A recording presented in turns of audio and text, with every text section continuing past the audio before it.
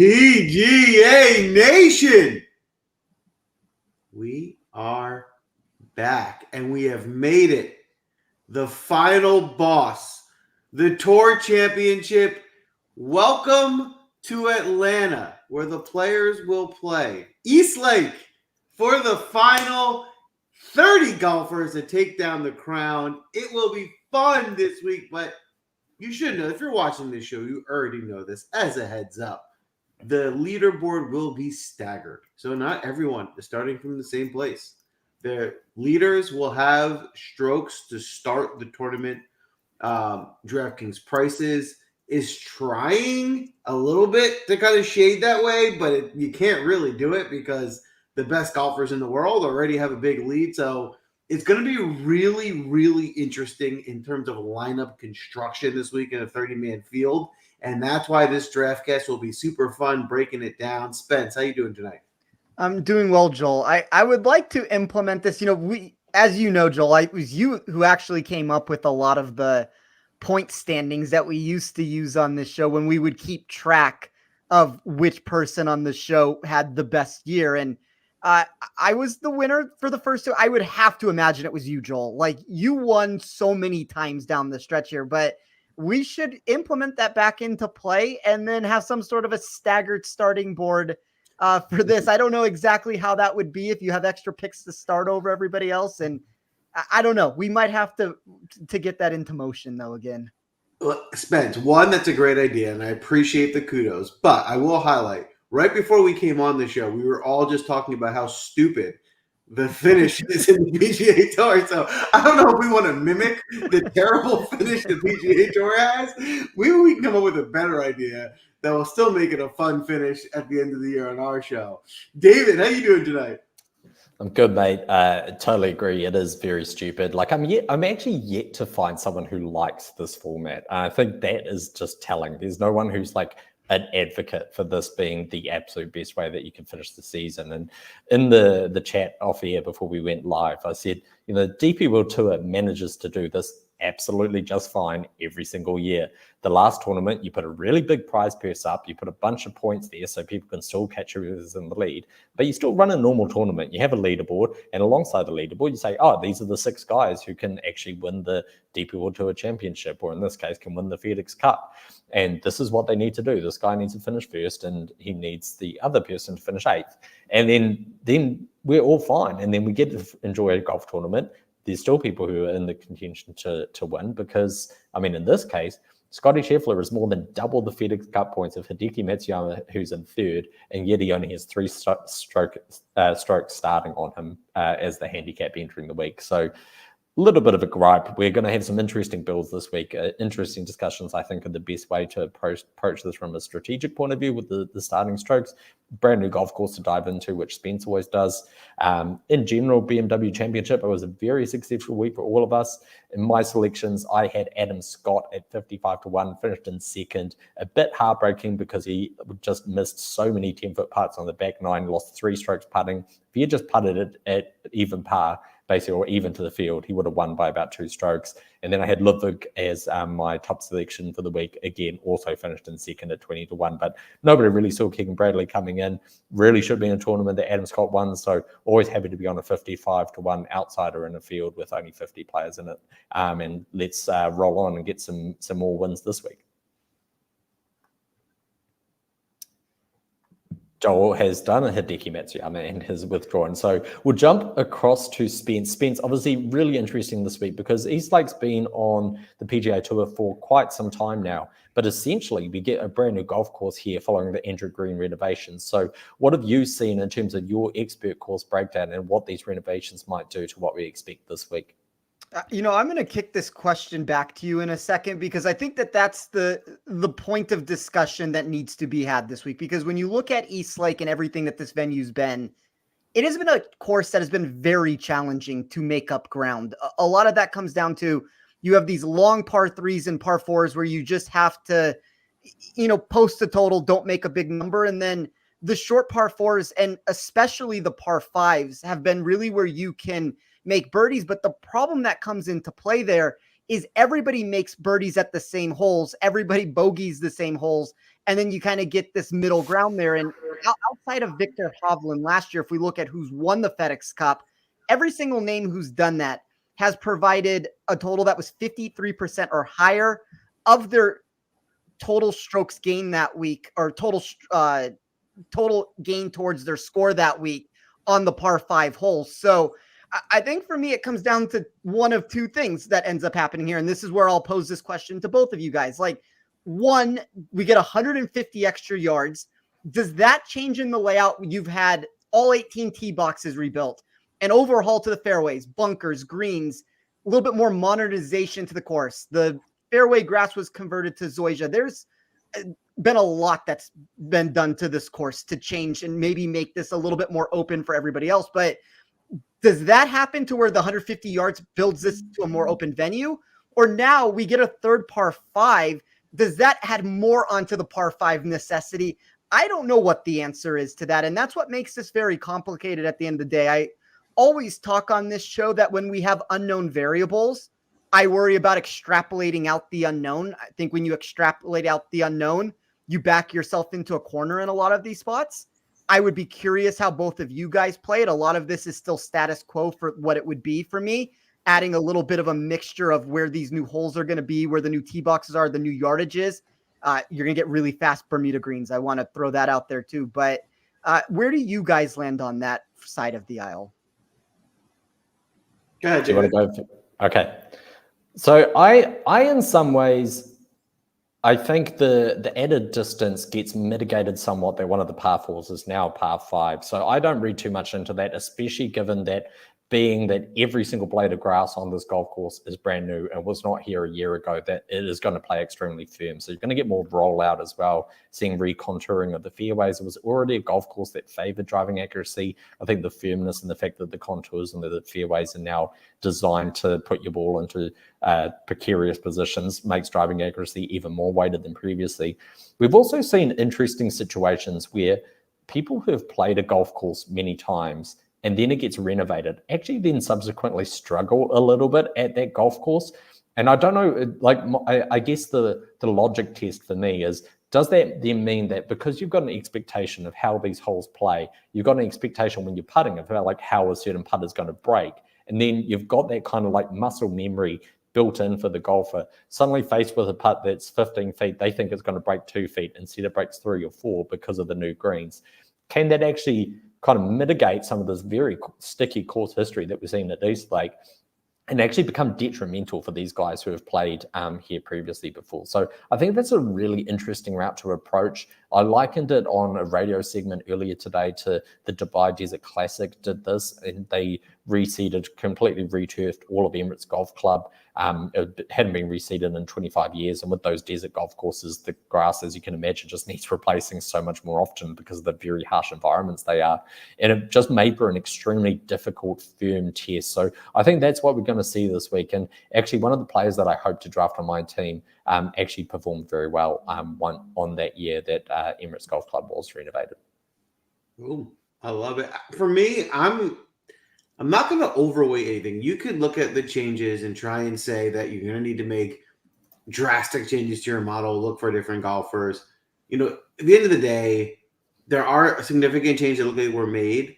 We're not going to know how that's going to play. And so I don't want to overreact and start saying I need longer hitters now or anything like that. I think I'm going to, stick with what we know on this course. We'll take some of that data. And I think I'm just going to push forward with the information that is known. And I think the course history is still relevant. It's still the same course. And I think your point is fair that some guys tend to, maybe when the changes come, they not implode, but maybe they don't have the same result they previously had due to the course changes. But that for these changes, we don't know how drastic they actually are because we haven't seen it yet. So I'm going to take it as we're going to see what happens. We're going to go out there and assume that it's going to be as close to similar as it was in past years. And with that being said, there's only 30 golfers, right? So it's a little different selection than it would be in a normal tournament from the standpoint of these guys have 4 rounds. There's leaderboard advantage. Selecting your roster this week is going to be much more heavily focused on, one, getting your core right? You obviously got to get the core right regardless of ownership.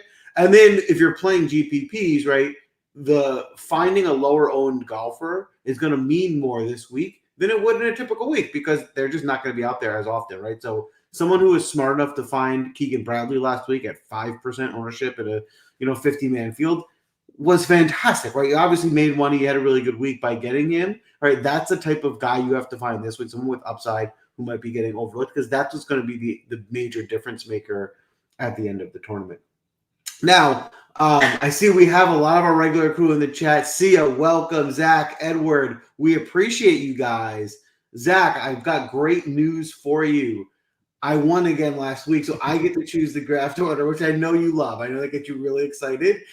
With me as the winner, we're only going to go 3 men because there's 30 golfers. So I will be choosing first. Audience, you have the option of who you want to draft with. So the order will go me, Spencer, David, and audience, you can choose who you want to draft with on the show. Literally, first 2 people to drop a name in the chat that they want to draft with, that's what we're going to tell you guys to. When we dive into the draft and get started. For anyone that might be new tonight, the way the draft works is it's a snake style draft, just like your fantasy football draft. I will go first, Spencer second. David's team will have 2 in a row before it goes back. If you want to participate in the draft with the audience, get on YouTube, get into the chat. You can participate. When you draft with a captain, the captain makes the final pick, but you help make nominations of who you guys want to go with.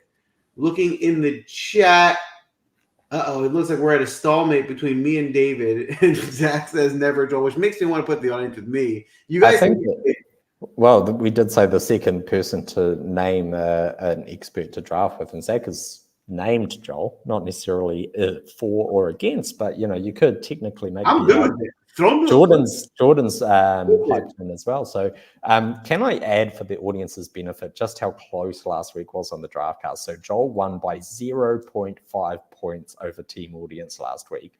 And then I actually finished last, but in saying that, had Bobby Mack not withdrawn, I probably would have won the week. And it was extremely close across the board. It was about 36 points according to Ivan. Shout out to Ivan, who always does the numbers for us.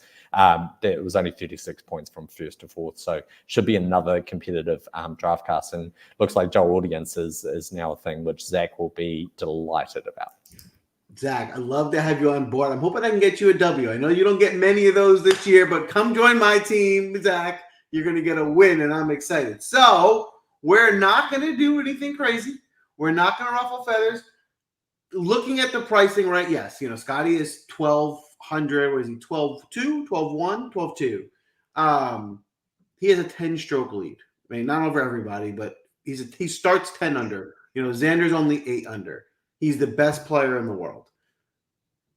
I honestly thought they would have tried to price him at 1,400. And I know that sounds crazy. That's what I figured they would have done because that was the only thing that made sense. So even at 1,200 in this field, when the worst golfers at 6K are the top 30 guys that on the season, so there's still everyone in the field is playable. It's hard to get away from Scotty at this point. So audience, love you guys. We'll ask for your input later. Don't need it now. Lock it in, Scotty Scheffler. All right, Spence, you're up with the second pick. I see you laughing at me. Fair enough. I'm sure you don't need to give a long explanation as to why Scotty Scheffler is good at golf, but any take on Scotty this week, and then you're up with the second pick. I mean, the only takeaway that I have is, first of all, it's like the classic bait and switch you just pulled. You give yourself the number 1 pick, you get the audience to think that they're getting the number 1 selection, but then you pull the rug underneath them and you're just going to make all the selections anyway. Like, the audience should have known. I would have let them make all the picks and we could have had a discussion about this. So Joel has already sabotaged the draft. I don't really know what to say at this point, but when you look at this board, and this doesn't mean necessarily that David can't figure out a way to construct the lineup.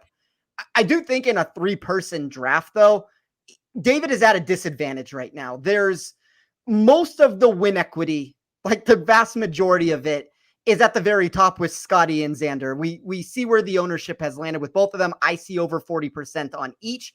And I agree with what Joel said. We had this conversation off air last week when the show ended, when we were trying to figure it out. And I said, I thought Scotty was going to be 14,000 plus. Like I wasn't going to be shocked if he got into the 15,000 range. And they made this very challenging of how to make builds. And this is very confusing pricing because we got standard Scotty pricing and standard Xander pricing. And then you kind of got everybody in the range of where it should be. So for me, it's just a very simple, I'm going to take Xander. I understand David's points that when a course gets renovated, sometimes players of that nature that have the high-end success don't end up finding success when it happens. But there is not a course on tour that is more fit for Xander Schauffele. And I actually think some of these renovations that have been done actually help his game. Long iron proximity is going to be a little bit of an extra weight in my model this week. Xander's long iron proximity is as good as it gets in the field. Weighted putting was a big metric in my model. Xander's the number one expected putter in this tournament. I think there's a reason why Xander's dominated here. I just find it really hard to not want to start a lineup with him because I do think he's going to end up being the winner here. I've kind of made this argument all season that Xander is much closer to Scotty week in and week out. And you throw him on a course where if I'm directly comparing the two, Scotty's been very hit and miss here. He's had some okay finishes when you look at like take away the starting strokes. He has a second the very first time. It's a lot of finishes outside of 14th from there. Xander has first place to sixth place every single time he's teed it up. So I'll take Xander. I think Xander's the best play in this tournament, but I kind of stand by what I said. If it's not Xander, it's Scotty. And then after that, you're going to get into very standard builds to what other people are doing. And that's what David's going to have to figure out here. Agreed. I think that's a great pick. You know, there's an argument to be made that Xander could have been the first pick with the salary savings. So, David, I also agree with Spencer. You have your work cut out for you. You got two. Where are you headed? Yeah, just I guess one thing that I'll quickly talk about just in terms of the salary saving on Scheffler actually is that the top golfer in this field, the last 5 tournaments have been Justin Thomas at 15,500, Dustin Johnson 15,200, Patrick Cantlay 13,400, Scotty at 13,600, Scotty at 13.4, and now Scotty at 12.2. And I can't for the life of me imagine why they've now reverted to this kind of like small increase in pricing, given how dominant Scotty Scheffler's been this year. Off the back of that, we also see there's no 5K range this week, where that has been in play in previous tour championships. So I think it's really interesting that in some ways, even though Scotty Scheffler's going to be 50% owned, even though he is the highest priced golfer, you could make an argument that he's too cheap here quite easily, just given how dominant he is. And he has got 2 strokes on Xander. I do agree that most of the win equity sits with those 2 players. I'm going to need to scramble a little bit in this last spot. And I'm going to go and take some value because I figure that now you guys have spent out big. That's where you guys are going to need to go. And I'll deal with later who I'm going to take out further up the board. So the first pick I'm going to take is Victor Hovland. I mentioned him in the lead up, or alluded to him in the lead up, that the person who won the Dubai Desert Classic when that golf course got extremely tough, firm, and got relayed with new grass types was actually Victor Hovland at 13 under. Despite that, he's in an excellent record at this golf course up until this point. I do think that he can deal with the fact that we have got some changes to the golf course. We've seen some resurgence in his form, which I think is really promising. And the fact as well that because he's at 2 under, he's already 8 strokes back. He is an extremely aggressive golfer at the best of times. He has to come out firing. Like, he has to come out shooting. He's defending the Tour Championship as well, which I think is a really big kind of carrot for him to really go out and give it his all, which I expect. He's been excellent on approach the last 2 starts as well. So I like what I'm seeing from him. Happy to go for him at the top here. Final thing I mentioned, Oak Hill Donald Ross design revamped by Andrew Green. Kind of similar recipe as what we saw here. So Oak Hill 2023, Victor Hovland was second. You probably argue he should have won that tournament until he found his ball plugged in a bunker on the fairway. So start with him, and then I'm going to jump down the board, grab some value in Sepp Straka, who's playing some excellent golf at the moment. Driving accuracy, as I said, I do expect to be weighted highly here. He has got a very good record at Eastlake, but we also just know how aggressive Sepp Striker is. He's not going to come out here wondering. He's going to come out firing at pins. I like his driving accuracy aspect and how hot he can get it with the putter as well, which you're going to need from someone who's -1, -2 to start the tournament, to go out, get you birdies, get eagles, and try and get up in terms of the finishing points. Interesting strategy to start this draft. Defensive, putting Spence and I in a difficult place, getting some value off the board. I think that's a good start. You got two solid picks to start. Spence, would love your take on Hovland and Straka, and then you're up with the second pick. Yeah, Hovland would have been my next choice. I think Hovland was the optimal first pick that could have been made. If you want to look for upside caliber golfers that are a little bit lower on this leaderboard, that's a Victor Hovland answer. And we'll save these names as the show moves forward, and I'll release them as they get picked. But when I ran an upside portion of my model that put an extra weight onto putting from those high-end golfers that were like 2 under par or better, Victor Hovland was the third best name, behind Xander being the top guy in that list. So you get these high upside totals. The ball strikings look really good. I know the around the green has been bad. Bermuda's never really been the best for him, but there's a really high ceiling there, and I think the Hovland pick is good. So with David making that selection, I'm now trying to figure out, Joel, what you are going to do, because there's two golfers that I do want in this spot. I'm going to go reverse of what I was going to do, and maybe it comes back and bites me here, and maybe I'm big braining this situation. There's a golfer here that I did not plan to back this week when the week started. It's been a player that I'm always really high on. That's not necessarily a shock to anybody, but I've been a little bit lower on him the last handful of weeks, and I kind of thought there's been this ability to fade him in given matchups and things of that nature. But when we got this price tag that we got with a golfer that all the trending recent form is pushing him into a territory where he's a top 7 expected performer from just the recent strokes gain metrics. If you want to look at the bad putting, some of the course comp natures and things like that, like you run into a different problem. But I'm going to take Tony Finau here at 7,700. I know the course history leaves a ton to be desired. I understand that, but I think that this is too cheap of a price tag for a golfer that is, I'm not going to stay still in this contest to actually win it without the starting strokes, but I think at 3 under, he can fire freely for 4 days, and this feels like an optimal situation for him to be able to work himself up the leaderboard. So very fringe top 12 player in my model, but when we look at pricing and some of these recent upside totals, he gets a little bit better than that. So I'll go with Finau here to save a couple dollars. Tony Finau playing really well this season. I think he's having one of his better seasons in terms of consistently competing. And I agree with you. I think this could be a good week for him to sneak up, especially at 7,700. He seems like a good value there. Would you have taken him, Joel? So it's interesting. I don't think I was looking to take him with my next pick, but he was on my list of the team I was going to make. It just wasn't going to be in this round. So I've actually pivoted now to someone else I was going to take instead of him, but I was going to have to go for him later. So kind of. So the answer is yes, I was going to take him, just not here. All right. So the way we're going to do this, audience, I'm going to change it up the way we normally do it. I am going to give nominations. Of course you are. Of course you are. Yep. I mean, absolutely, to the surprise of absolutely no one. Exactly. I'm going to teach you guys how to be winners, as I've proven to be over the course of this season, audience. So the way this is going to work is I am going to give nominations, and then you guys will then pick, based on the nominations I give, who the pick will be. So I'll tell you who I like, and now you guys can just settle on who you guys actually want. For this pick, I'm going to put out there Billy Ho, Wyndham Clark, Justin Thomas. You guys, we need 2. So of these nominations, if you like someone, put it in the chat. That's going to be our pick. The first person you name that I've already listed is going to be our pick. I will also throw out there Adam Scott. I gave you 4 options. We need 2 to be doubled, as we have 2 in a row here.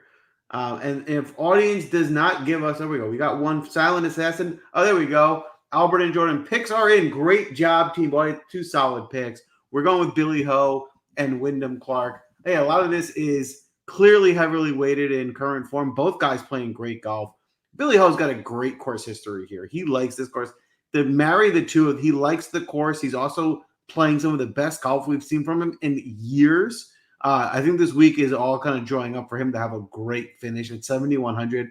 Billy Ho's my favorite value play to target this week. And then Wyndham Clark, we saw Wyndham Clark rise up to be an Olympian, to be one of the top golfers on tour early in the year, end of last year. He got a cold streak. I still don't think everyone's come back around that he's playing great again. He is playing like one of those elite golfers again. And I feel like people are still sleeping on him and not giving him the credit where he was at, 4 or 5 months ago. At only 8,100, this feels like another great price and value with ton of upside out of Wyndham Clark. Spence, would love your take on Billy Ho and Wyndham Clark, and then you're up with your third. I messed up, Joel. That's all I can say. I was gonna take Wyndham Clark, so I did not read that situation correctly. I actually think that there's two golfers. So I talked about Hovland being one of those names of somebody who's a little bit further down the list. Everybody wanted, and I'm not saying they're going under the radar, Hovland or Clark here, but everybody wanted to back Hovland and Clark last week. And it does feel like, specifically with Hovland, it was a very disappointing performance. Clark was more middling of what he provided, but that enthusiasm has definitely dwindled a little bit from where we were at. And it feels like a really nice bounce back spot and buy low opportunity on both of those names. Like in an ideal world, I would have started this Xander, Hovland, Clark. And now I've gotten those other two names like are off the board for me. And that's what happens in a 30-man field. So you've definitely left me scrambling here a little bit. I'm going to go with a golfer that has very poor course history here, but it's going to be a home game for him. It's somebody that got a home here a couple years ago.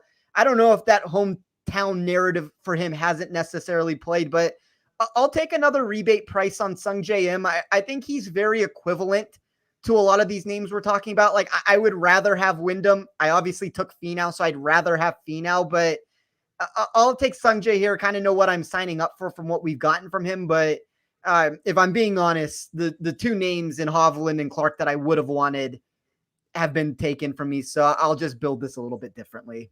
I'm sure you assumed I was going to take Sungjae, and that's why you waited. So you got the surprise there because I usually do it. And I like Sungjae. The only thing of concern with Sungjae is he hasn't had the best results on this course. But again, I think the form is still there. I mean, he had been playing well, maybe not his most elite golf as most recently, but we know what he's capable of. And I think, he certainly makes a lot of sense, especially at only 7,500. The upside is there. David, would love your take on Sungjae, the rest of the picks that the audience and I took, and then you're up with two. Sungjae is a straight steal by Spencer there. I would have loved to have had Sungjae on my roster. Look, he's just been so resurgent the second half of the year. I understand the concerns about the course form. As I said, if someone's played well here previously, great. I'm not weighting it all that heavily. If someone's played drivel here previously, I'm kind of going to look more towards recent form rather than discount them totally. And what Sungjae's been doing the second half of this year has been really, really good. 11th last week again at the BMW Championship. Again, the ball striking looks to be really good. He has finished second here in 2022. I will add that. But the one that really stuck out for me was 9th at Colonial. I kind of see that this golf course may play quite firm, fast, like Colonial does. Pretty tricky kind of test, really fast greens and really strong weighting on around the green. I do think that your ability to scramble is going to be key. So I think a very good pick from Spencer there at Sungjae, who you could argue is underpriced. You can make the same argument for Wyndham. My concern with Wyndham is twofold. One, he's 30th on Zoysia out of 30 for approach.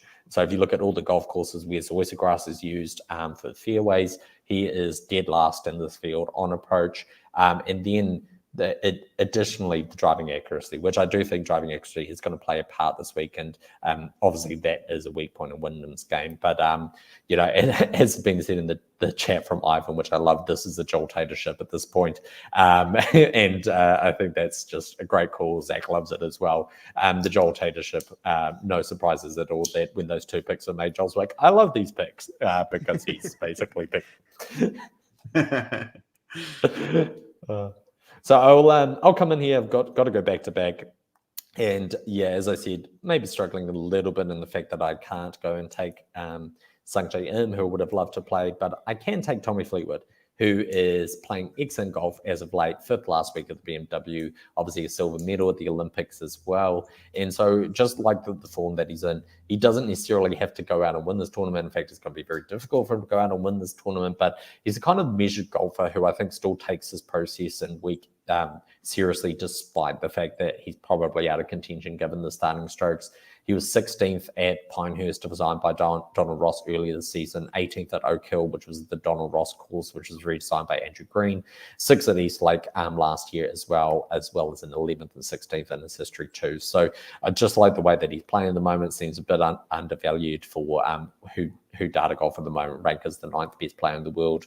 I'm going to follow that up with Russell Henley.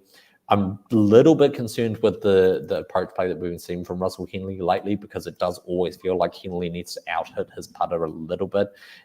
So a little bit concerned about that, but I do love the driving accuracy metrics we get from him. He was 7th at Pinehurst earlier this year in that Donald Ross design. He was 14th here last year as well, as a 3rd back in 2017, when obviously it was a different format and a bigger field, and a 12th in 2014 here as well. So Russell Henley and Tommy Fleetwood for me. Continue that route, go and grab some value, and then I'll see who's left at the top of the board by the end of this draft.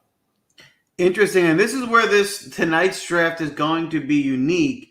Pretty much that entire mid 7K range, or a big heavy portion of it's already gone. So people who are shifting, or maybe you're going to have to shift in picks you were targeting in that range.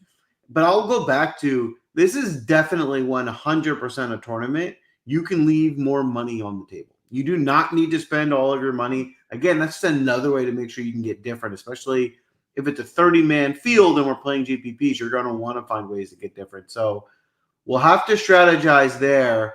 Spence, would love your take on Tommy Fleetwood and Russell Henley, and then you're up with your 4th.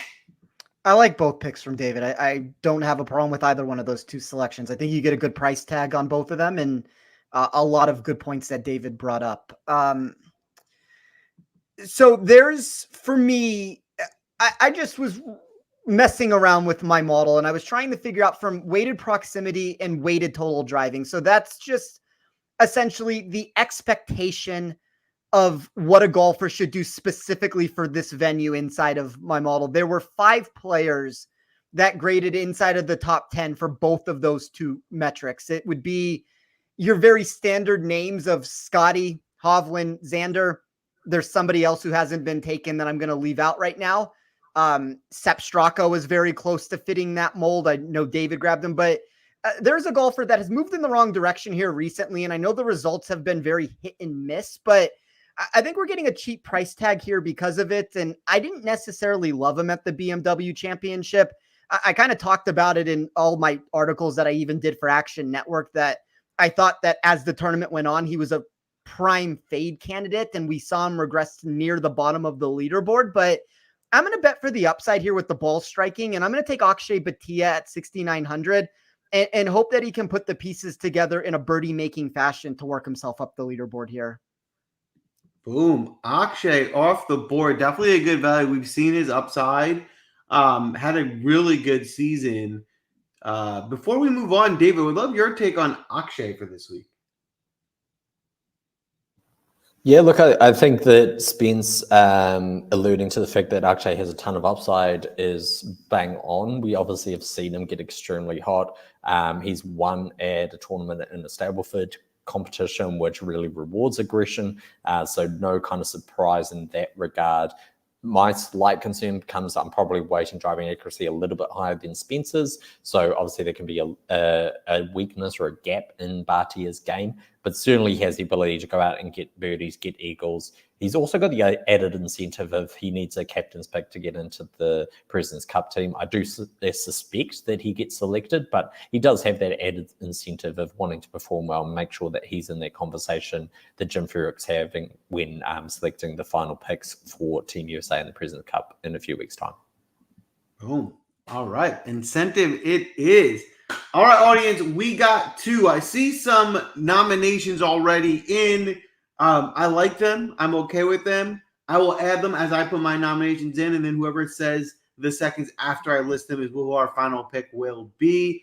I will start with Adam Scott as someone I think we should be considering. I also like Sam Burns as someone who I would be very high on in this pick. But I'd be okay with going with Morikawa or Aaron Rai. I even like Pendrith a lot as well. So I will put them all out there as nominations. I just hope you guys have a plan if we take those guys who we'll finish this draft with, because I had a plan and now I might have to shift based on who you guys finalize. So I've given you all of your options as someone you can take. We will not take Pavone, and you guys can settle on who the final pick is. No, not taking Pavone. That is I'm not allowing it. And if we have to take it with my last pick, maybe, but not here. I feel that the audience are just absolutely trying to cause a revolution, overthrow the dictator here by nominating Pavone. I don't think they even want Pavone at this point. It's just sticking the bird to you, Joel, as their leader. Just say, no, actually, we're just going to nominate Pavone here, which I love. The audience on fire here. All right. I will lock in Rye. Silent Assassin put it in, so we will lock that in. Listen, Rye lost his putter a little bit in just the last 2 weeks. He didn't ball strike. It wasn't his best ball striking week last week either. He's been so good ball striking. I think that bounces back. I have confidence in the ball striking not being an issue. It's a matter of that putter. There was a few week stretch where he found a hot putter. If he gets that back, I think he can get a great result. He's way underpriced, but we're just going to need him to be able to make some putts, which I think he can. We'll go ahead and lock in Morikawa here at the next pick as well. He was definitely someone on my radar. He's been great this season. This does feel like a week that should suit him again. 9,100, I think the pricing is fair with plenty of upside. So I like the Morikawa. I think we got two pretty good picks here. Wasn't the exact direction I was going to go, but I'm happy with where we landed. Spence, I'll go back to you. Do you have any issues with Ryan Morikawa this week? And then you're up with the fifth pick. I would argue, or at least my model would argue, that Rye is the most underpriced golfer on the board. I have concerns for some of the reasons you talked about. There were specific metrics that pushed him in the wrong direction too, but I've mentioned this quite a bit, and we've all talked about this on the show. I run my model from a long duration of time. If I look at the expected just on any generic course and strokes gained total, Rye is fifth on the PGA Tour in strokes gained total. That's behind all the obvious names that you could talk about. Rye has had a huge 2024 season, has really set himself up well moving forward. I think he's a great golfer, and it's shown. I think Morikawa, it kind of fits into that same mold that we talked about with the Hovlands and the Clarks, where it's a buy low opportunity for him. I don't have a problem with him. He was on a short list of options that I was considering with my next pick. I'm going to take, though, Rory McIlroy. If we want to talk about East Lake standouts, it's Rory and Xander. Those are the two golfers that consistently find the high-end success here over and over again. If you want to look at players that have posted the best total at this course, it's specifically Xander and Rory more than half the time over the last 5 years. So not exactly, like I said, what I was planning to do. I think, and I don't think this alters the draft at all at this point. I think Oberg is a nice opportunity to potentially buy at his price tag. I have no problems with anybody that wants to go down that route. I'll take Rory here, though. It's a very easy build for me. I do think there's a lot of popularity from this lineup I have, but you're going to have that with any lineup that you pretty much make, unless you find that sub 7% name. That there's a couple of them, and maybe Akshay ends up being that option for me. But everything else is pretty standard, I think. This does to me feel like a bounce back week for Rory. It's East Lake. It's a place we know he likes. He competes well at. You're not going to see Rory go months without a top five, right? And so how good Rory is. We've seen he's been doing it for long enough.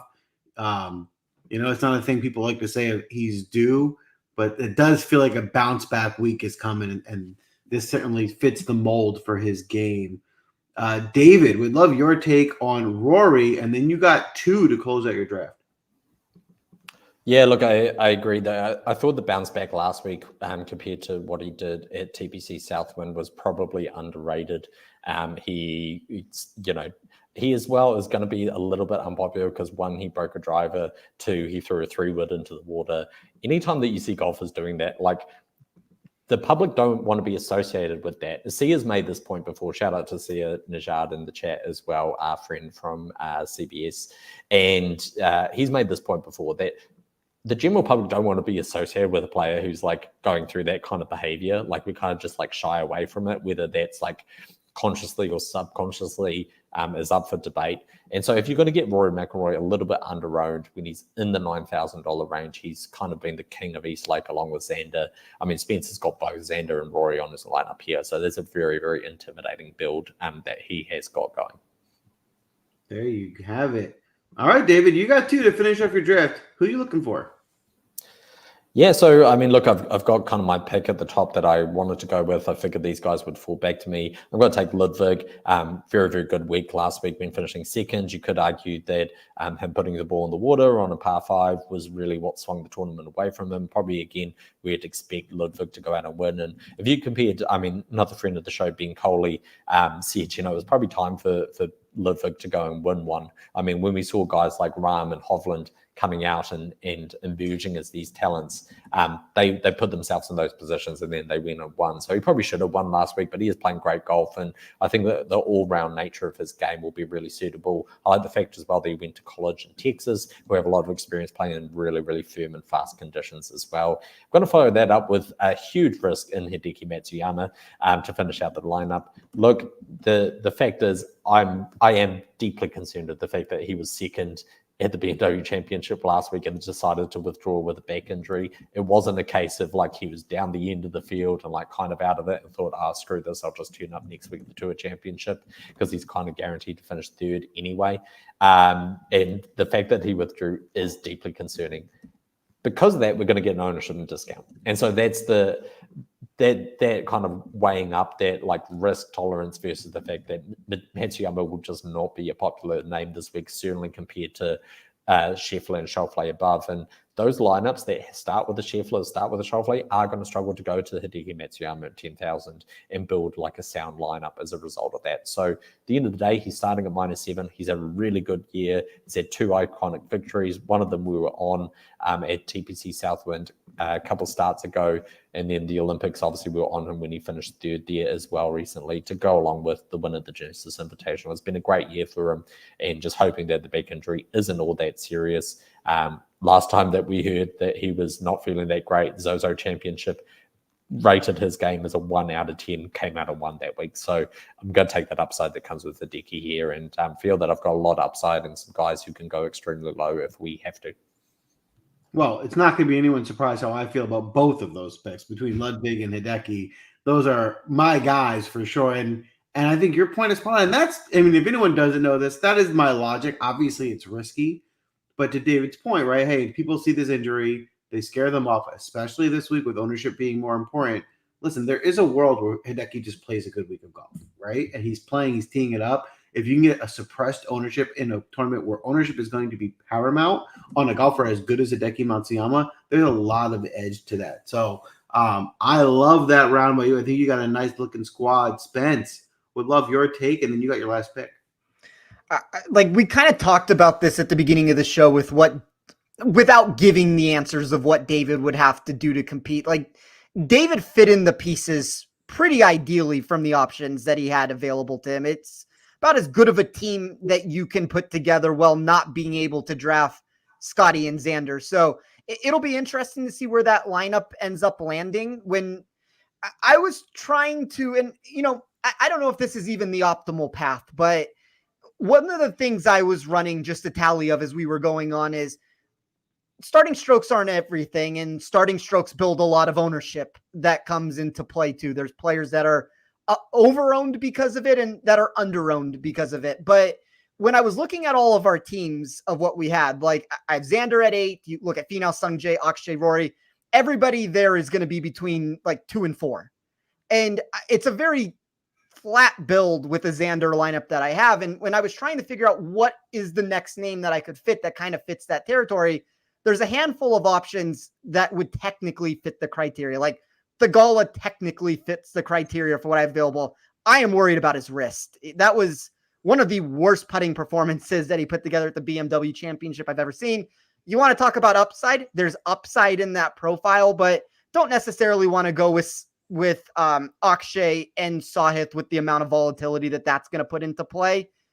I could consider Ben on. That was something that was definitely in the realm of what I was going to do, but I'm going to go here with the golfer who's starting at 3 under par. He's making his first East Lake appearance, but if you look at any of the recent ball striking metrics that he's put together, Shane Lowry is really striping the ball well. The one concern comes down to how does he handle the Bermuda greens? He is one of the worst projected Bermuda putters that I have in my model, and there's a lot of names like that. I mean, Finau fits that same mold. So you have two guys that can't really putt on these greens, but have ball striking numbers that are better than the price tag. So I'll take Shane Lowry here. It's going to put me, at least as of right now, with the most built-in starting strokes. Whether or not that ends up being advantage, we will see. But I also think on the flip side of that answer, there is some leverage that's just naturally going to be created from both Lowry and Akshay. So it's not like I took the guys with the most strokes who are also carrying a ton of ownership to them. I think Lowry's a good pick here. I mean, his ownership looks pretty low, and it's a guy I'd want to play because Lowry has upside. He has weeks where he puts it together, and he can get you a top 5 or 10. This could be one at only 7,300 with strokes. I think that's a really interesting strategic pick there. I like it. Audience, we have our last pick here. There's one guy I really want. I'm going to put 2 nominations out there for you guys to choose from. Taylor Pendrith and Justin Thomas. Now, I would rather go with Pendrith. I think it's better to leave some money on the table here. It'll make our lineup more unique. Thomas is going to be more popular. People know Thomas. I actually think Pendrith is the better pick. Leaves more money on the table and makes the lineup more unique. That's where I would go. While we wait for the final pick to get locked in, David, would love to get your take on Shane Lowry. I mean, I just think it's hilarious first that you're dictating to the audience who they can take. And I think the fact that you're probably playing reverse psychology here, I suspect, in that you've said, oh, I'd rather go with Pendrith, so I don't want Justin Thomas, in order to get the audience to pick Justin Thomas, is pretty savvy. Yeah, look, I do really like Shane Lowry in tough major-like conditions, and he's actually performed pretty well at the last 2 majors that Donald Russ designed as well. So those were Pinehurst earlier this year and Oak Hill last year as well. So Pinehurst, he was 19th, 12th at Oak Hill last year as well, which was that one that was redesigned by Andrew Green, kind of renowned for redoing these Donald Ross and returning them to the original design. The ball striking looks like it's really, really good for Shane Lowry lately as well. I do like as well that his around the green game is actually surprisingly good. A lot of people don't give Shane Lowry a lot of credit for how good he is around the green. A lot of it's going to come down to the putter, but the fact that he can stride the ball, he's pretty accurate off the tee, he's got around the green game to go with him as well. I do think that's a pretty savvy selection in the low 7Ks that Spence has gone to. And it's a pretty impressive lineup there. I do appreciate it. Now you've just got a decision of, are you going to go with Pendrith or Justin Thomas or Matthew Pavon? Well, I want to just address Zach. I know you wanted Benny, and I know this is hard for you, Zach. Can't afford them. So that's how the draft works. You got to be able to afford the rosters on your team. That's why you got me as the captain. I can see you in the right direction so you guys can get it right. No worries on that, Zach. I will fix this for you.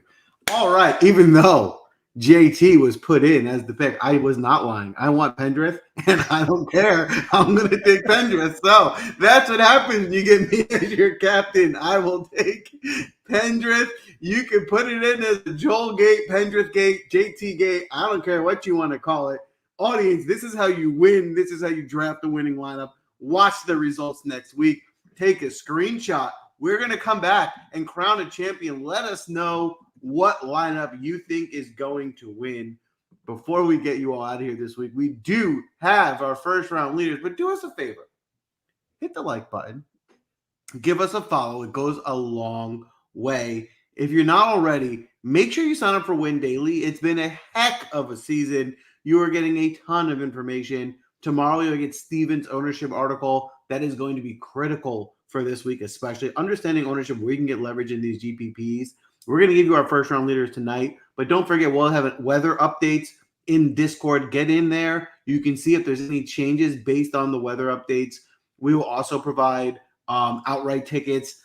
All that additional information you will have access to by signing up for Win Daily. So don't forget, sign up, get the extra information, win with us. But before we get to that, let's get to the first round leaders before we let you out of here tonight. David, we'll start with you. Who are you targeting in the first round leader market or matchups? Well, firstly, some countries, they run elections and then the results just end up being completely different, or that basically there's only one person on the ballot anyway that people can vote for. That's essentially what Joel has just done with his last election there for the audience. He's given them choices and then just said, oh, well, screw all you guys, this guy's winning anyway, so it doesn't even matter. So definitely electoral fraud there from Joel. Zach is not pleased about it. Jordan's calling for a rebellion in the chat. It is a great way to end the season, but don't fret. It's only 1 week, and then we're back for FedEx Cup 4, the PGA Tour full season. We'll come into swing straight after. And then, of course, we've got all our DP World Tour coverage as well. So I've actually already got my British Masters selections in the Win Daily Discord. We've been on absolute fire across both tours this year, 20% ROI again. So consistently outperforming the S&P 500 every single year by quite some margin. And you can get a discount code in the description right there. It's only $7.50 a week. So kind of a no-brainer. Get in there, chat with us. We'll give you expert advice, one-on-one coaching, everything that you need to be a successful DFS player and a successful golf bettor as well. First round leaders, I was really hunting for like a lowest first round market rather than first round leaders, because obviously you're going to have Scotty Scheffler at like $1.57 because of the fact he starts with 2 strokes. So I'm instead actually going to give out a treble, or what you guys in America would call a parlay, between 3 golfers to win their 2 balls. So I've got Sepp Striker over Matthew Pavon, audience favorite. Got Sungjae Im over Sahith Theegala, and Tommy Fleetwood over Billy Horschel. So I think all 3 of those can win their 2 ball to start round 1. You're getting that at $6.33. That's plus 533 American money. Chuck 1.5 units on it, you're going to get 10 back. So I really do like those three 2 balls to start the first round for you. I love it. All right, Spence, how about you? I know the first round reader market's going to be especially challenging, but do you have any matchup plays as well? I'll go back down the route of Shane Lowry here. I took Shane Lowry minus 110. I'm also going to be fading Sahith Theegala, just like David talked about. This one will be for the entire tournament, but give me Lowry minus 110 over Theegala. All right. I love it. I'm going to give out one first round leader play, and I'm going to go with Hideki. And I think, with the starting strokes, he's in range. I mean, he's only 3 back to start. To get him at 10-1, I think that's a pretty big number. I mean, obviously he's given up 3 strokes to, the 2 best golfers in the world, but 10-1, I mean, it wouldn't shock anyone if Hideki had this hot started off 5 or 6 under, which I think 5 or 6 under should allow him to get close to covering. I mean, Scotty can go 3 under or 2 under and he'd be able to get the first round leader. So I think just 10-1 is a really good number. There's really only like 4, maybe 5 guys you can even consider for a first round leader. So if you can get a 10-1 number, it could be an interesting, fun bet to play with on Thursday. That's a wrap for tonight. Tour Championship, big week, a ton of money on the line for the golfers. The pressure will be on down the stretch. I am excited to see how this all plays out. We appreciate you all, as we always do. Don't forget to tune in as we crown a champion at the end of the week, and then we'll draft again as the next season gets started. Did I forget anything? It looks like Zach has chosen a path of peace, which I really appreciate. He's wishing you namaste to end the draft and end the FedEx Cup season, which I think is just very noble of him. I'm sure that you, Joel, would like to respond in kind to Zach in that regard. Obviously, all done in jest. It's all fun and games here. Zach, I propose that now this is the last tournament of the season. I propose we start clean slate next season as pals. We can get along next year on the same team and start fresh in 2025 season. Are you in? This is the biggest amount of horse shit I've ever heard in my life before. And the argument could be made, like, is this the end of the season, or is there like kind of this 1 gig gap, and then we're into like the 4 series, see who gets retained their tour cards? It's all a bit funky. It's all a bit weird. But yeah, look, I mean, just jump into the Win Daily Discord would be my advice. Last week we gave out one bet at the Women's Open. That was Lydia Ko to win at St Andrews, which she did at 28-1. So another big winner, along with 2 players in second last week as well. So hopefully Zach and Joel in that 1 week can maybe organize some sort of mediation, maybe some sort of intervention, get a counselor involved. We can talk this out, I think, and all be seeing Kumbaya come the full series. Fair enough. Hey, I appreciate it. Zach, I have a pleasure drafting with you every week. Spence, David, it's always been a good time. I'm sad the season's coming to end, but I'm looking forward to starting fresh with you guys in a couple of weeks. And of course,